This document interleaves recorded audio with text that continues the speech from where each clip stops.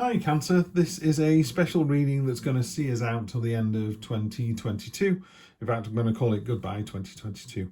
I've done a White Light Oracle card for you, I've done a Spirit Animal Oracle card and an Unremarkable Oracle card for you. We'll do those at the end. We'll clarify with the Black Violet and we'll go straight in with the True Black 9-card read. Here we go. So we've got the 9 of Cups, Hierophant, Page of Cups. Nice to see the Ace of Wands there. Creative endeavour, new start, Crucible. Oh, I saw her when I was shuffling. Strength card.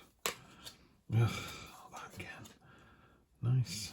Okay, energy on the bottom, 3 of Cups.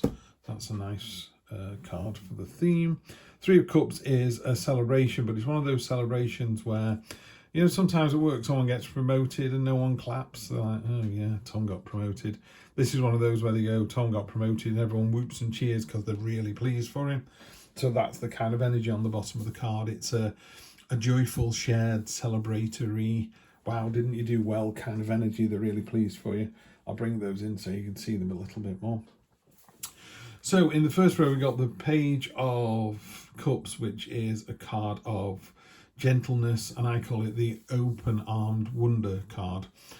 There was a bike ride I went on many years ago in July in Utah, in Colorado, and we went up on a chairlift, and I was with 2 Scousers, and they couldn't believe there was snow in July, and their faces, they were just like children. They were having a snowball fight. They asked me, there were 2 brothers, they asked me to take photos of them. And the joy in their faces, the glee. They went, our mates will never fucking understand that we're snow in July. This is crazy. That was terrible, by the way. I do apologise, Scousers. I do apologise. But they were just overjoyed, and that's what this Open Armed Wonder card is about. It's about when somebody brings you a bunch of flowers, you're just so happy, so grateful. I don't mean like fawning on them. But it's a real, genuine enthusiasm for life and for the different experiences. You know, go out for a walk into nature, look at a tree, but really see the tree. Don't just walk past it. You know, look at the bark. Know that it's been on the planet for hundreds of years and will be on the planet for hundreds more. You know, look at its story that it's got to tell. Has it been struck by lightning? Are the trees, are the leaves falling off? Where does it live? You know, and that's only one example. You can find lots of these. I think we walk past and go, ooh, a Lamborghini. What about, you know, fields and trees and grass and hills and those kind of, yeah, I know you can't drive a hill, but, you know. Anyway, I'm getting off on my own tangent here. Let's go back to this Cancer. So basically this card is Open-Armed Wonder, and it's about really just embracing the moment. That's what you should do. Really embrace the moment. At the moment as well, this is the most active sort of bar here. This is your kind of present, your awareness level. Inspiring, commanding, leading by example. Love this card. Striding forward, determined. It's really positive, masculine energy in all, you know. You have masculine energy and feminine energy, and they both got good and bad bits to them. But this is all the good stuff. Inspiring, commanding, leading, but inspiring by example, you know, leading by example. Love that card. Down here, there's some sort of test or something that's going to happen fairly soon rather than at the end of the year. This is the 8 of Swords. It's a Crucible card. It's like, you know, you're really under duress here. You're really under stress. Other people have fallen by the wayside. They can't take the heat, but you can. So what it talks about is you've got enough strength of character to get through whatever is being thrown at you at the moment, even when you see other people fail at it. Don't get swallowed up in that whole kind of, oh, I'm going to be the same. No, you're not. You're not the same as anybody else on the planet. There isn't another person that is like you. You are unique, you know. Even your identical twin is not identical. And then in the middle row, we've got the Queen of Swords. She's been hurt before. She's going to be hurt again. She's prepared to learn from those experiences and transform. She's going to go into caterpillar soup and come out reborn as a beautiful butterfly. She's put one sword right through her hand to remind herself of how painful it is to love people. And she's a fierce mother and partner and all the rest of it. She can be quite acerbic in her comment. She's got a crown of swords. so that when she puts them on, there's as much chance of cutting her as cutting anyone else. So she's aware that her words can hurt, but she's still going to say them because, you know, she speaks the truth. She also has a certain amount of foresight based on experience. She's a bit like, I know what's going to happen here. So she's got that lovely preternatural ability to kind of go, this isn't going to go well. You know, we've already had 2 of the girls drop out of the girls' night, and these 2 are coming and they really like to tie one on. I think we need to do this, this and this. You know, so she's very good at kind of planning and arranging and what's the bit? Hope for the best, prepare for the worst. That's the kind of energy she's got. In the middle, you've got the 9 of Cups, which is just great. It's a card of abundance and satisfaction, and there's 2 things. It's having everything you want, and it's also being really happy with the things that you have. Yeah. So maybe you haven't got the Lamborghini that you really, really want. However, you know, one of the things I say to people is you're able to watch this video on an electronic device in a country that lets you watch YouTube. So you're already doing pretty well compared to a lot of people on the planet. Some people would crawl over hot coals to live the life you're leading, you know, and I think sometimes we're not careful, we can forget all of that. Down the bottom, we've got the pardon me, we've got the 7 of Swords, which is a card of liar, cheater, stealer. I don't think this is you. I think this is someone else. I also call it the green-eyed monster card. It's a card of jealousy. It's a card of people whispering in behind your back. It's gossip mongers. Nothing good ever comes from gossip. I would just walk away from the water cooler and go, do you know what? You don't need to tell me that. You know, is it true? Is it happy? And if it's none of those things, I don't want to hear it. I don't want to hear some bitchiness about somebody else. And the good news is that the biggest dagger of all is reserved for the rat. So the traitor's going to get theirs, don't worry. And then your final row, you've got the Hierophant, you've got the Strength card, and you've got the Ace of Wands. The Hierophant in this particular deck has got a beehive on top of his staff, and that is... pardon me. I just have a mouthful of coffee. Been doing a lot of these.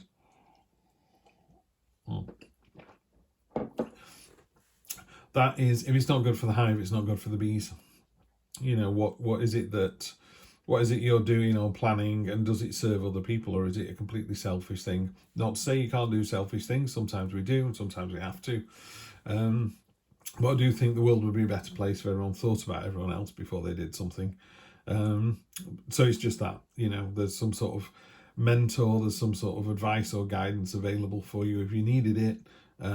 Could be a more knowledgeable person waiting in the wings, just waiting to be asked. But again, my main takeaway with that card is if it's not good for the hive, it's not good for the bees. The middle card, following on from this, you got inspiring, courageous, abundance, strength. And this is, you know, she's standing up for something that literally cannot stand up for itself. The broken arrows are an end to hostilities, so she's already won. She's put her spear down. She's not going to fight back. She's unclothed. She's naked and unafraid. She's got nothing to hide. She's got the infinity symbol floating above her head. She could do this all day long, and she's sprinkling olive leaves onto the head of the snake and the antagonists and going, we just need a peaceful resolution here. If you don't want a peaceful resolution, you need to get past me, but it's going to be a peaceful resolution, you know. And that kind of strength of will, can say, is just absolutely spot on. That'll see you through a lot of stuff. And then finally, you got the Ace of Wands, which is a really good start, particularly on any kind of creative endeavour, new ventures, set up a YouTube channel, doing tarot readings or something, I don't know.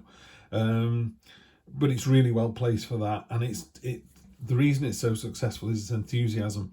I recently got the chance to, in the summer, hire 2 associates. So, you know, the other word for them is juniors, you know, people straight out of college anyway. And we hired these people, and it was just fantastic. They were, the reason they got the job were they were just so enthusiastic. They really could not be any more keen to start the job. And I tell you what, you get so much farther in the world with enthusiasm over vocational skill. I would far rather take someone who was really keen to learn than to take somebody who knew the job but was a bit jaded. And that's what this does. This Ace of Wands is real enthusiastic creativity, like chomping at the bit to get it done. Love to see that. So that's a really nice way to end the year. we have the Queen of Swords again. So the Queen of Swords doubling down here. So yeah, just be careful your words aren't too cutting, but you are going to tell the truth, and people are just going to have to put up with that. Been hurt before, prepared to be hurt again. Again, the butterfly motif, this idea of being able to transform and do something differently to get a better result. Justice, yeah, just make sure in the cold light of day you've not done anything underhand. I can't see you doing that, so that's fine. The 10, if you do get help and advice from somebody, it just results in a fantastic resolution. This is happy family life, joyful celebration, everything you possibly wish for. You've also gone from the abundance of the 9 to the completion of the 10. So the 9 and 10 of cups there. That's really good to see. Pardon me. High Priestess on top of the Ace. Go with your intuition on that. So not only is it New Start with creativity, enthusiasm and passion, but in your heart of hearts, you know it's the right thing to do. Wheel of Fortune on top of this. So you've done this test. And when you come off the other side of this real difficult test, not only are you successful at it, you pass the test with flying colours, and then it leads you to this Wheel of Fortune. Wheel of Fortune is the train is in the station, it's time to get on the train.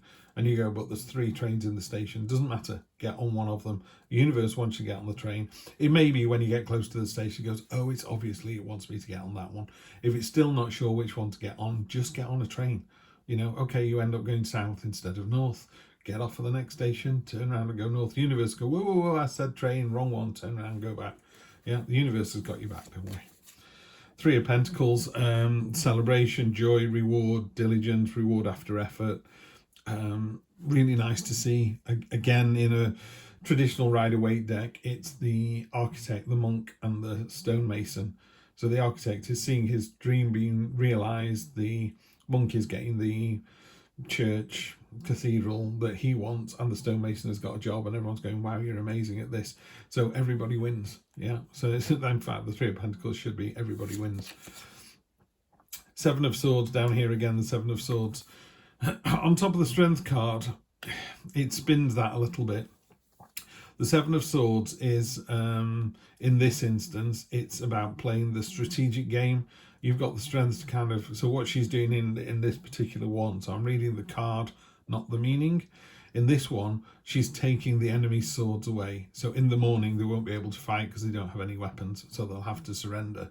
She will then very magnanimously accept their surrender and give them their place back, but take all the swords off them, and then everyone lives happily ever after. So she's doing something painful and slightly underhand, but strategically it's for the greater good, which is the Hierophant. Yeah. So sometimes you have to do things that maybe aren't totally pleasant, totally on the straight and narrow, but if it's for the right reason, the end result is everyone gets the peaceful resolution, and that's what you want. Knight of Cups, there is a knight in shining armour waiting to come in. Without having someone sat here, that's all I can say about that card. You know, it's sat on the 7, so maybe somebody's jealous. Maybe somebody's jealous that you've got an admirer. And then the 6 of Pentacles over here is make sure you share the wealth. And by that, I don't just mean physical money. It means if you're having a good time, make sure a good day, try and spread some of that warmth and love to somebody else so that, you know, they also have a good day. It's easy to do, and I'm surprised so few people do it. But, you know, she's got the scales in hand here. You could think long and hard about balancing out. Do they get three coins each, or does she have 1 and I have 5? Are they more deserving than the other person? So it's about finding the balance in the day. But also, if you have, you know, you can't pour from an empty cup, but if your cup overfloweth, then maybe you should tip some of that into somebody else's empty cup and maybe give them a better day than they were having.